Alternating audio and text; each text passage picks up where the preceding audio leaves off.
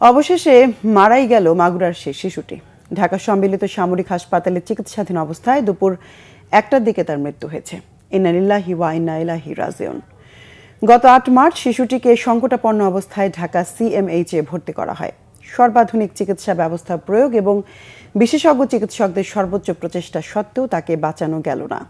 ISPR জানিয়েছে, আজ সকালে 3বার কার্ডিয়াক অ্যারেস্ট হয়েছে শিশুটির। 2বার স্থিতিশীল করা গেলেও তৃতীয়বার আর হৃদস্পন্দন ফিরে আসেনি।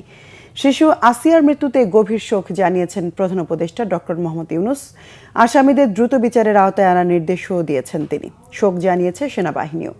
শিশুটির শোকসন্তপ্ত পরিবারের প্রতি গভীর সমবেদনা জানিয়ে যে কোনো প্রয়োজনে তাদের পাশে থাকার অঙ্গীকার ব্যক্ত করছে সেনাবাহিনী। মাগুরায় বোনের বাড়িতে বেড়াতে গিয়ে পার্শ্ববিকতার শিকার হয় শিশু আসিয়া। তাকে প্রথমে মাগুরা, পরে ফরিদপুর ও ঢাকা মেডিকেলে চিকিৎসা দেওয়া হয়। সবশেষ তাকে ঢাকার সম্মিলিত সামরিক হাসপাতাল সিএমএইচে স্থানান্তর করা হয়।